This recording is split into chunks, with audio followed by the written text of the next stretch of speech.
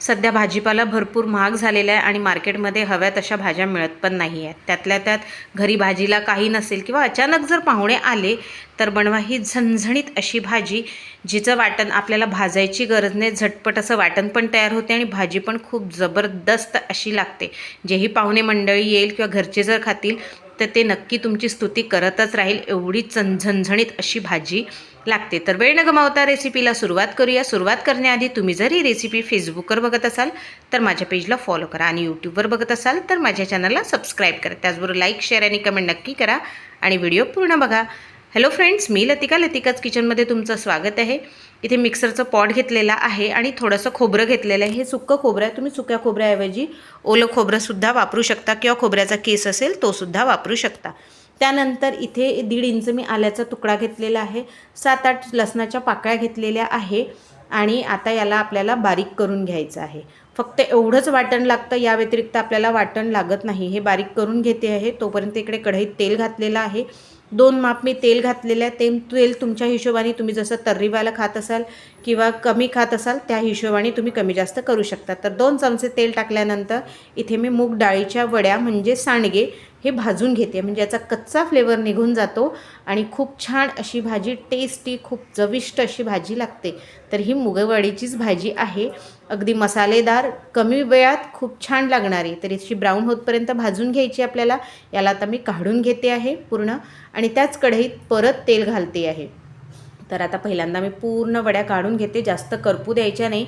करपल्या तर त्या कडवट लागतात, म्हणून अशा थोड्याशा ब्राऊन होऊ द्यायच्या. शक्य मंद आचेवरच भाजून घ्यायच्या. आता मी त्यात परत तेल घातलेलं आहे. त्या तेलात घालणार सगळ्यात पहिले राई, जिरं. तुम्ही तुमच्या हिशोबाने फोडणी घालू शकता. तुम्ही राई जिरं नाही घातलं तरीही चालेल, ऑप्शनल आहे, पण राई जिऱ्याने एक छान अशी टेस्ट येते. तर राई जिरं दोन्ही तडतडलेलं आहे. त्यानंतर यात घालणार मी मीडियम साईजचा कांदा. तर मी इथे मीडियम साईजचा एक कांदा चिरून घेतलेला आहे बारीक. याला थोडंसं ब्राऊन होऊ द्यायचं आणि त्यानंतर आपल्याला समोर वाटण वगैरे घालायचं आहे. त्याचबरोबर माझ्या चॅनलवर नवनवीन रेसिपीज आहे. एंड स्क्रीनलासुद्धा मी रेसिपीज दिलेल्या आहे आणि आय बटनलासुद्धा मी छान छान रेसिपीज दिलेल्या आहे. नक्की बघा आणि तुम्हाला कुठली रेसिपी आवडली ते मला नक्की कळवा. आणि हो, आजची जर रेसिपी तुम्हाला आवडली असेल तर एक लाईक नक्की करा. कारण की लाईक तुम्ही जेव्हा लाईक करता त्यावेळेस एक प्रोत्साहन मिळतं आणि असं वाटतं की आपण छान छान आणि नवनवीन रेसिपीज घेऊन याव्यात. तिथे कांदे थोडेसे पिंकिश झालेले आहे. त्यानंतर मी इथे वाटण घातलेलं आहे. वाटण तेलात थोडा वेळ परतून घ्यायचं, कारण की आपण कच्चंच वाटण वाटलेलं आहे. त्यामुळे त्याचा कच्चा फ्लेवर निघतपर्यंत आपल्याला हे तेलात छान परतून घ्यायचं आहे. म्हणजे त्याचा कच्चा फ्लेवर पूर्ण निघून जाणार आणि भाजीला खूप छान अशी चव येणार. वाटण वाटताना शक्यतो पाणी कमी घालूनच वाटण वाटायचं, म्हणजे वाटण खूप छान वाटलं पण जातं आणि त्याची टेस्ट पण खूप छान येते. तर वाटण बघा छान भाजून झालेलं आहे. छान त्याचा कच्चा फ्लेवर पण निघालेला आहे आणि वाटणाने तेलसुद्धा सोडलेलं आहे. तर तेल सोडतपर्यंत मी भाजून घेतलं आहे. त्यानंतर इथे सुके मसाले घालते आहे. अर्धा चमचा हळद, चवीनुसार तिखट मी 1.5 चमचा घातलेला आहे. तुम्ही तुमच्या टेस्ट अकॉर्डिंग जसं तिखट कमी जास्त कमी तिखट असेल अशा हिशोबाने तुम्ही तिखट घालून घ्यायचं. तर आता हळद आणि तिखट घातलेलं आहे. याला मी एकदा फिरून घेते. अगदी मंद गॅसची आच जी आहे मंद केलेली आहे, म्हणजे आपले मसाले पूर्ण करपायला नको. यानंतर चवीनुसार मीठ घालते आहे. तुम्ही तुमच्या टेस्ट अकॉर्डिंग मीठ घालू शकता. मी इथे 1 चमच्याच्या कमी मीठ घातलेलं आहे. शक्यतो कमीच घालावं, कारण की मीठ जर जास्त झालं तर काढायला त्रास जातं. कमी झालं तर तुम्ही हवं तर घालू शकता. त्यानंतर आपण भाजलेल्या वड्या होत्या, जे सांडगे होते भाजलेले. आमच्याकडे याला वड्या म्हणतात, मुगाच्या उडदाच्या वड्या म्हणतात. तर मी आज मूग डाळीच्या वड्या बनवलेल्या आहे. तर तुमच्याकडे याला काय म्हणतात ते मला नक्की कळवा. तर हे मी वड्या टाकून घेतलेल्या आहे आणि ज्या मिक्सरच्या पॉटमध्ये मी वाटण वाटलेलं होतं त्याचं पाणी मी प्लेटात काढून घेतलं आणि ते पाणी घातलं आहे, म्हणजे कुठलंच आपलं थोडंही वाया जात नाही. आता पाणी घालून घेतलं आहे. या वड्या शिजायला पाणी थोडं जास्त लागतं, कारण की वड्या जसजशा त्या शिजतात रश्श्यात तसतशा त्या फुलतात. तर त्याच्या हिशोबाने आपण थोडं थोडं करून पाणी घालायचं. तर आता मी इथे 1.5 ग्लास पाणी घातलेलं आहे आणि याला झाकून 5 ते 10 मिनटं शिजू देणार आहे. तर आता रस्सा छान झालेला आहे. आता याला झाकून देते आणि 5-10 मिनटं छान व्यवस्थित शिजू देते आहे. तर आता इथे घोटून घेतलं आहे व्यवस्थित. आता याला झाकून देते आणि व्यवस्थित 5 मिनटं तरी मंद आचेवर शिजू देणार, म्हणजे वड्या तो रस जो आहे पाणी पिणार आणि फुलणार छान. तर 5-10 मिनटं झालेली आहे. मी ओपन करते. बघा रस्सा आटलेला आहे, वड्या पण फुललेल्या आहे.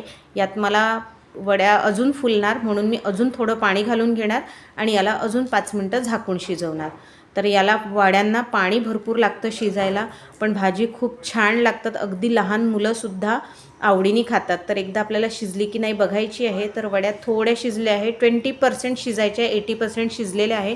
तर मी यात थोडं पाणी अजून घालून घेणार किंवा मग असंच झाकून ठेवणार. तर आता मी झाकून ठेवते आहे, अजून 2 मिनटं झाकून ठेवणार आणि मग अजून ओपन करणार.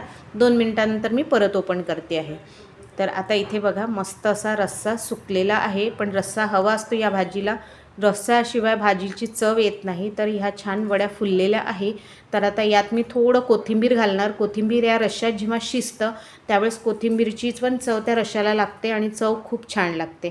तुम्ही हवं तर शेवटीसुद्धा घालू शकता, पण मी थोडा कोथिंबीर आहे तो आधी घालते. तर कोथिंबीर घालून घेतलेला आहे, मिक्स करून घेते आहे.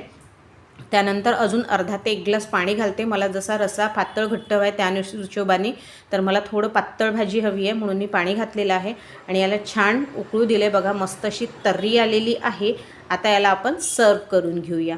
तर ही भाजी तुम्ही भाकरीबरोबर, भाताबरोबर, पोळीबरोबर किंवा अशीही वड्या खाल्ल्या तरीही चविष्ट अशी लागते. तर यावेळेसची रेसिपी तुम्हाला कशी वाटली ते मला नक्की कळवा. तर चला आता सर्व करून घेते मी मस्तपैकी. तर बघा इथे मी सर्व केलेली आहे, कशी तरीवाली भाजी झालेली आहे. तर यावेळेला नक्की करा आणि तुम्हाला ही रेसिपी आवडली का ते मला नक्की कळवा. तर भेटूया पुढच्या रेसिपीत. तोपर्यंत बाय.